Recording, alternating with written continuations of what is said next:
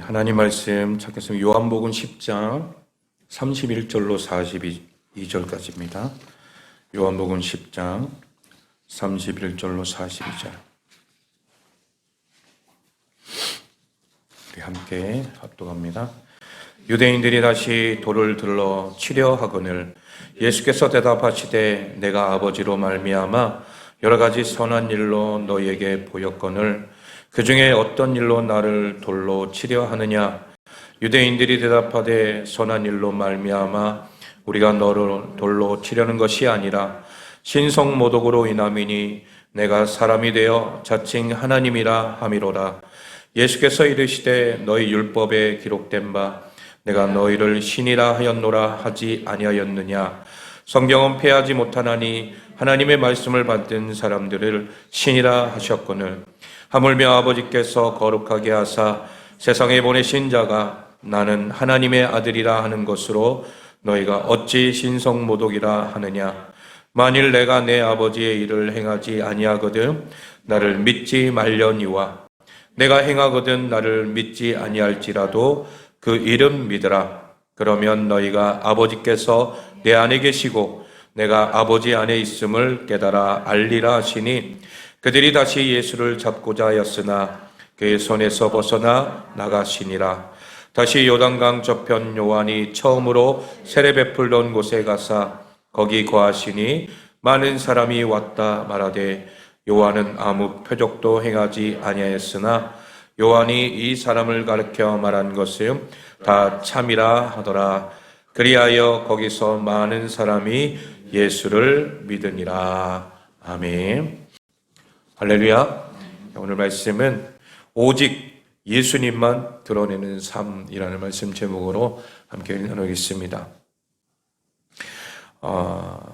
예수님께서 기적을 베푸시고 또 행하시는 모든 일들 가운데 하나님의 놀라운 역사가 아니면 안 된다라는 것을 누구보다도 이 유대인들은 잘 알 거란 말이죠. 그런데도 그들이 예수님을 인정하지 않는 거예요. 왜냐하면 귀에 거슬리는 것들이 있거든요. 자꾸 내가 하나님의 아들이다. 어떻게 보면 그들에게 있어서는 이게 뭐예요?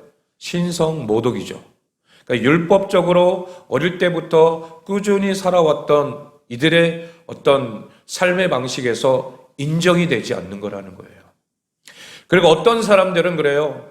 예수님이 어릴 때부터 분명히 어린 시절을 보내왔고 그리고 저 사람은 목수의 아들, 요셉의 아들이다 라는 것을 알고 있는데 어느 순간부터 예수님이 사역하시면서 말씀하시는 것들이 자꾸 이 바리새인과 서기관들, 종교 지도자들의 귀에 거슬리는 그런 말들이 나오게 되는 거죠.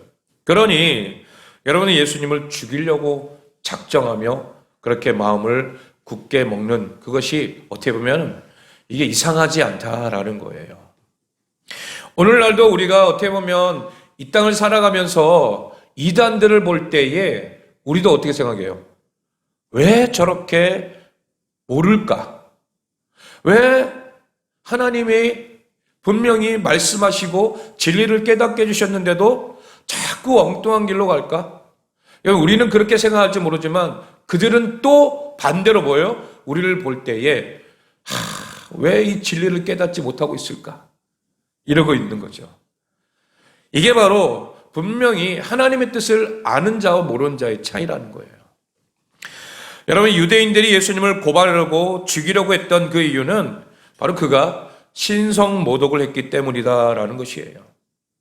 왜 유대인들은 예수님을 신성모독이라 하며 이 돌로 치려고 했습니까?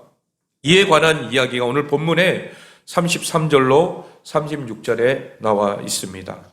우리 다시 한번 33절로 36절 볼까요? 시작. 유대인들이 대답하되 선한 일로 말미암아 우리가 너를 돌로 치려는 것이 아니라 신성모독으로 인함이니 내가 사람이 되어 자칭 하나님이라 함이로라. 예수께서 이르시되 너희 율법에 기록된 바 내가 너희를 신이라 하였노라 하지 아니하였느냐? 성경은 패하지 못하나니 하나님은 말씀을 받은 사람들을 신이라 하셨거든 하물며 아버지께서 거룩하게 하사 세상에 보내신 자가 나는 하나님의 아들이라 하는 것으로 너희가 어찌 신성모독이라 하느냐. 아멘. 여러분, 유일 사상을 가지고 있었던 유대인들은 하나님은 한 분밖에 없다라고 믿었죠. 그렇게 알고 있고요. 그런데 버젓이 예수님은 자신이 하나님이다라고 주장하고 있는 거죠. 유대인들은 그런 예수님을 인정할 수가 없는 거예요. 분명히 병도 고치시고 복음도 전하고 말씀도 가르치고 하는 것은 분명히 뭔가 우리와 비슷한 것 같은데, 구약 성경의 선지자의 모습이 그대로 나타나 있는 건데, 그런데 어느 순간 자기 자신이 하나님이다라고 하는 그 말 한마디가 귀에 탁 거슬리면서 신성모독이다, 이거는 있을 수 없다라고 그렇게 하는 거죠.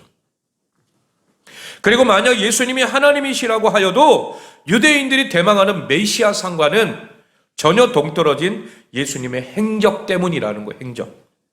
그래서 그를 하나님으로 인정하고 싶지도 않았던 것입니다. 여러분, 예수님이 이 땅에서 어떻게 행하셨어요?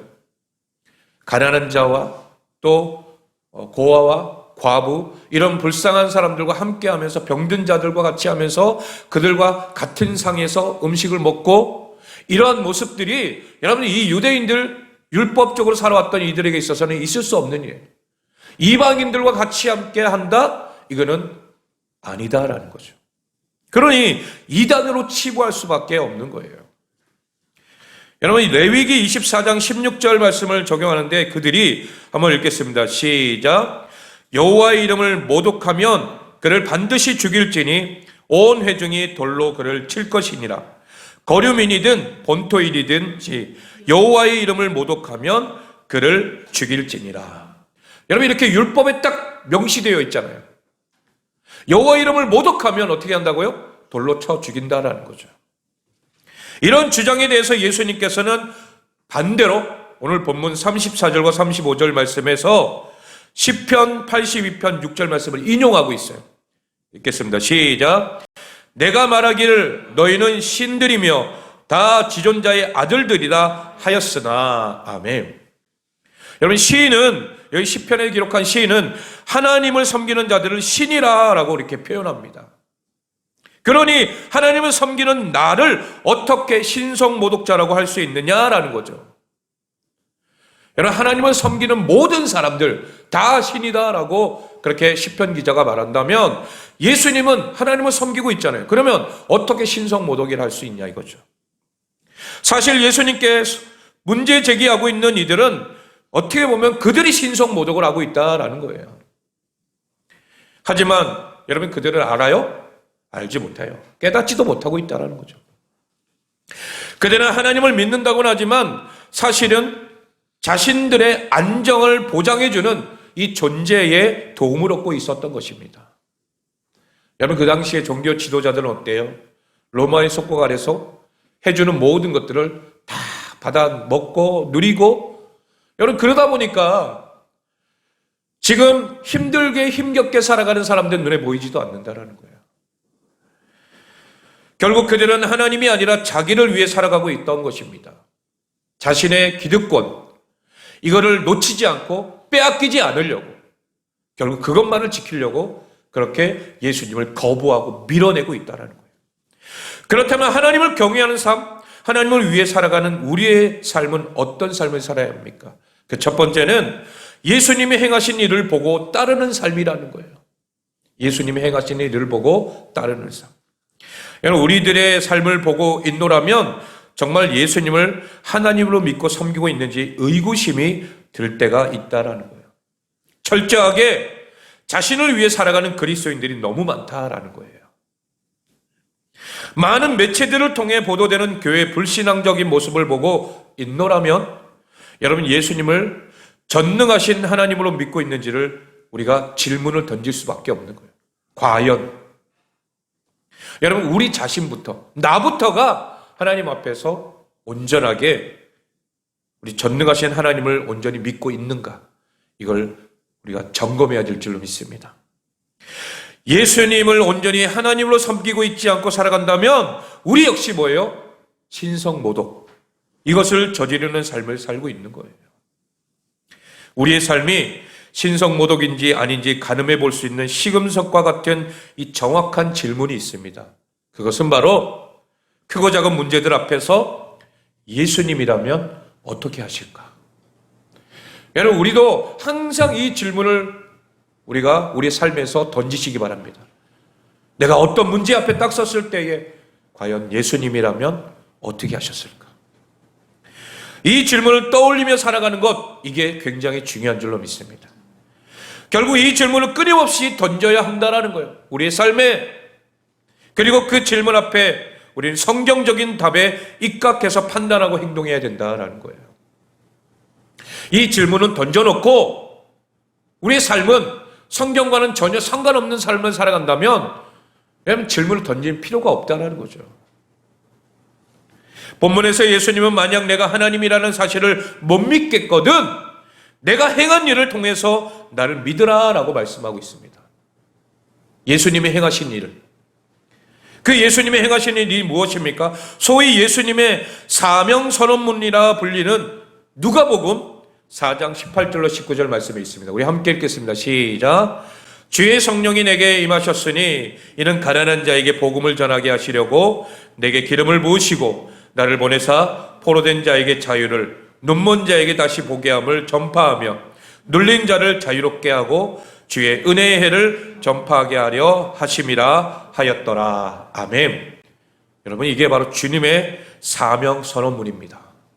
이 땅에 오신 분명한 목적이 예수님께서 영혼 구원을 위해서, 한 영혼이라도 구원하기 위해서 가난하고 소외되고 포로된 그런 많은 사람, 눌린 자들, 이런 사람들을 자유케 하고 또한 그를 온전케 하시는 주님의 그 사역을 우리는 기억해야 될 줄로 믿습니다. 이 사명 선언문에 입각하여서 예수님은 공생의 사역 가운데 하나님의 일들을 행하셨던 거예요. 하나씩 한 영혼 한 영혼을 돌아볼 때에 주님은 이 사명 선언문에 입각해서 어떻게 하든지 그 영혼들을 실족시키지 않기 위해서, 그들이 유대인이든 이방인이든 예수님께는 아무 상관이 없다라는 거예요. 모두가 다 하나님의 자녀다. 그렇기 때문에 그들에게 복음을 전하며 또한 믿음의 선포를 요구하셨던 거예요. 내 믿음대로 될지어다. 내 믿음이 너를 구원하였느니라. 예수님께서 그렇게 늘 고백하셨던 것은 아무리 이방인이라 할지라도 그 옷자락만 잡아도, 그리고 그 말 한마디만 던져도 주님 그렇게 될 줄로 믿습니다. 그 믿음 가지고 나아간다면 그 영혼은 구원받은 영혼이다라는 거예요. 주님께서 그렇게 그 일들을, 하나님의 나라의 일들을 행하셨던 것입니다. 예수님의 이 같은 사역은 이 땅에서 억눌려 있는 자들에게 자유를 주시는 방법이기도 했지만 가장 중요한 것은 그들로 영원한 생명을 누리게 하셔서 또한 영원한 자유를 주셨다라는 것입니다. 이것이 바로 한 영혼을 구원하는 거예요. 예수님께서 이 땅 가운데 살아가실 때에 가장 가치를 두고 행하시는 일이 무엇입니까? 바로 영혼 구원하는 일이었다라는 거예요. 예수님이 이 땅에 오셔서 하신 일이 뭐예요? 가르치시고 또한 복음 전파하시고 치료하시고, 그런데 거기에 절대로 빠지지 말아야 될 것이 뭐예요? 영혼 구원이라는 거예요. 이 영혼 구원의 핵심이 빠져버리면 여러분, 그 당시에 잠깐 고쳐준다 할지라도 그 사람 어떻게 돼요? 또다시 죽게 돼요. 또다시 병들게 돼요. 그러면 그때 또 어떻게 해요? 예수님께 또 나올 거예요? 주님은 그게 아니라 그 10년 가운데 진정한 뭐예요? 문제를 해결받기를 원하신다라는 거예요. 바로 영혼 구원. 하나님 나라에 가는 것. 하나님께서 그 영혼을 새롭게 하시는 것. 여러분, 이게 중요한 줄로 믿습니다. 우리 또한 이 땅에서의 어떤 기적만을 말할 것이 아니라 여러분, 그 기적 뒤에 있는 하나님의 역사, 하나님의 놀라운 의도, 방법, 이 모든 것들이 하나님의 뜻 안에서 온전히 이루어지기를 소망합니다. 그것이 무엇인지를 우리가 깨달아야 된다는 거예요. 아, 나를 온전케 하기 위해서, 나를 통하여 하나님 나라를 이루어가기 위해서 하나님께서 그러한 방법을 쓰시는구나. 그러한 일들을 행하시는구나. 여러분, 이것이 우리 안에 있어야 될 줄로 믿습니다. 단순히 질병을 고치고 귀신을 내어 쫓고 죽은 자를 살려내는 놀라운 기적을 보이시는 것이 그 목적이 아니었다라는 거예요. 이 모든 일들을 통해서 속박과 억압의 자유를 줄 수 있는 분이 바로 누구다? 예수님이다. 그리스도이신 나의 주인이신 주님이시다. 이거를 깨닫게 하기 위해서 주님은 늘 그 일들을 행하신 줄로 믿습니다. 사단의 거짓에 속고 그의 권세에 사로잡혀 죽음을 위해 살아가는 영혼들을 구하시고 자유를 주기 위해서 그렇게 하나님 나라를 확정해 가셨다라는 거예요. 여러분, 이것이 예수님께서 이 땅 가운데 철저하게 구하셨던 길인 줄로 믿습니다. 이 같은 예수님의 관심이 우리의 관심이 되야 될 줄로 믿습니다. 또 이런 예수님의 삶의 모범이 우리의 삶으로 드러나야 될 줄로 믿습니다. 여러분, 예수 믿는 사람들이 가는 곳에 예수님이 드러나지 않는다면 어때요? 그거는 진짜 인생이 아니라는 거예요.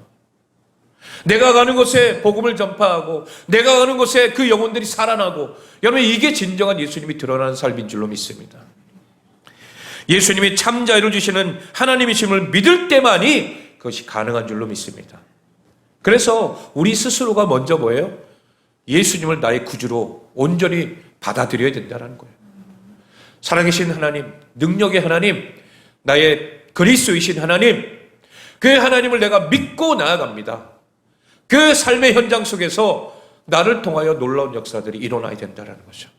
올 한해는 내가 기도하고 있는 한 사람을 구원하기를 원합니다. 여러분, 그 목적을 가지고 살기를 소망합니다. 그 결단이 우리 안에 있어야 된다는 거예요. 그냥 기도만 우리가 하나님 부흥케 하여 주옵소서가 아니라 내 삶을 통하여서 하나님 나를 통하여 드러나고 그 영혼이 살아날 수 있도록 내가 한 영혼을 내가 붙들고 기도하게 하여 주옵소서. 그래서 이 자리에 나와 함께 예배할 수 있도록 인도해 달라고 우리가 함께 기도해야 될 줄로 믿습니다. 두 번째로 예수님을 증언하는 삶이 되어야 된다는 거예요. 본문은 세례 요한의 이야기로 마무리되고 있습니다. 유대인들의 논쟁 가운데 계시던 예수님을 붙잡으려고 해요. 그래서 예수님은 그 자리를 피하시고 계셔요. 그리고 요한이 세례를 베풀던 곳에 거하고 계십니다. 다시 돌아가신 거죠. 초심으로. 요한은 예수님이 참 하나님이심을 증언하였고 많은 사람들에게 그것을 담대하게 선포했어요. 여러분, 요한의 사명이 그거잖아요. 자신은 내가 예수님보다 못하기 때문에 예수님의 신발도 들지 못하는 그런 인생이기 때문에 저분이 흥하셔야 되고 나는 쉬어야 됩니다. 예수님만이 드러나야 됩니다. 이게 바로 세례 요한의 사명이었거든요. 그런 요한은 자신과 예수님이 분명하게 다름을 사람들에게 선포하고 이야기했던 거예요. 그런데 지난주에 우리가 말씀을 나눌 때 제자들은 어땠어요? 세례 요한의 제자들은 아니었던 거죠. 왜 그럴까? 나도 세례 요한의 제자인데, 예수님의 제자, 물론 저들도 인정하지만, 그러나 세례 요한, 당신은 나의 롤 모델인데 왜 예수님께 다 보내려고 합니까? 여러분, 그 마음이 얼마나 서운하고 섭섭했겠냐 이거죠. 그러나 세례 요한의 진정한 마음을 안다면 그래서는 안 된다는 거죠. 이 땅에 참으로 오신, 진리로 오신 예수님을 내가 섬기고 따르는 것이야말로 우리는 복된 삶인 줄로 믿습니다. 그래서 세례 요한은 요한복음 3장 30절에 그렇게 고백합니다. 시작. 그는 흥하여야겠고 나는 쇠하여야 하리라 하니라. 아멘. 세례 요한은 오직 예수님만을 예비하고 드러내는 삶을 살았던 그런 존재였습니다. 그리고는 예수님이 진짜라고 이 모든 것이 예수님을 위한 것이다 라고 주장하며 사는 거죠. 여러분, 우리가 바로 그런 삶을 살아야 될 줄로 믿습니다. 우리 때론 오직 예수님만 드러내는 삶이 아니라 예수님의 손에 들려있는 선물을 위해 살아갈 때도 있고 예수님을 통해 내가 드러나는 삶을 살 때도 있다라는 거예요. 예수님으로부터 취할 것을 먼저 취하기 시작한다면 우리의 믿음은 변질되고 있다라는 거예요. 예수님은 나의 출세나 세속적 성공을 위해서 계시는 분도 아니고 그 일을 위해 이 땅에 오신 분도 아니라는 거예요. 우리가 예수님을 그런 분으로 만든다면 그분께서 우리에게 주신 가장 귀한 선물인 바로 이 영생과 자유는 아주 하찮은 것이 되어버린다라는 거예요. 오늘도 우리는 우리에게 영원한 생명을 주시고 자유를 주신 우리 예수님을 증언하는 삶을 살아야 될 줄로 믿습니다. 그것이 우리의 자랑이 되어야 된다는 거예요. 바로 바울과 같이 나의 자랑은 오직 예수. 그리고 그 자랑으로 또 한 영혼이 오늘 그 은혜를 누리며 영생과 자유를 얻게 될 줄로 믿습니다. 우리의 삶을 통하여 이것이 흘러가야 된다는 거죠. 마지막 결론입니다. 우리의 삶의 태도와 예수님의 은혜를 대하는 모습은 예수님을 하나님으로 자랑하는 도구가 되기도 하지만 하찮은 분으로 전락시킬 수도 있다라는 거예요. 이게 바로 한 끗 차이입니다. 이를 위해서 우리는 먼저 예수님이 하나님이심을 인정하고 확신해야 될 줄로 믿습니다. 그분께서 우리에게 보이신 것들과 우리를 위해 행하신 일들을 묵상해야 된다는 거예요. 여러분, 예수님이 이 땅에서 행하신 모든 일들, 여러분 이것 또한 우리도 할 수 있다는 거예요. 예수님이 하신 일들을 나도 따라간다. 즉 우리는 작은 예수가 되야 된다는 거죠. 그리고 그분의 관심을 우리가 쫓아 살아가야 되는데 그곳에는 바로 생명이 살아나는 역사가 있는 줄로 믿습니다. 하나님의 영광이 가득 드러나는 또한 은혜가 있습니다. 반대로 나를 위하면 예수님의 행하신 일들은 결국 하찮은 것이 된다라는 거예요. 그러나 예수님을 위하면 이 모든 것이 영광이 되고 함께 누릴 수 있는 능력이 되는 줄로 믿습니다. 그리고 함께 영생과 자유를 누리게 될 것입니다. 여러분, 우리가 1월 한 달 동안 우리는 세례 요한에 대해서 함께 말씀을 나누었어요. 주의 길을 준비하는 교회로서 또 삶에서 예수님을 증거하는 사명자로 그렇게 사는 것이 너무나도 힘들고 또 외로운 길이지만 그러나 오직 예수님만 드러내는 삶을 살 때에 내 힘이 아닌 주의 성령께서 나를 도우시고 나도 모르게 예수님을 위한 영광과 능력의 삶으로 내가 조금씩 변하게 될 줄로 믿습니다. 내가 하는 게 아니에요. 오직 성령께서 내 안에서 역사하실 줄로 믿습니다. 여러분, 그 결단이 먼저 우리 안에 있어야 된다는 거예요. 주님, 내가 그렇게 살겠습니다. 그 뜻 안에서 내가 주님만 드러내는 삶을 살겠습니다. 나는 없고 오직 예수님만 있습니다. 여러분, 그러한 삶을 살아낼 때에 나도 모르게 예수님을 위한 영광과 능력의 삶으로 우리의 삶이 변화되는 축복의 삶이 될 줄로 믿습니다. 이 같은 은혜를 누리며 사는 하루하루의 삶이 되시길 주님의 이름으로 축원합니다.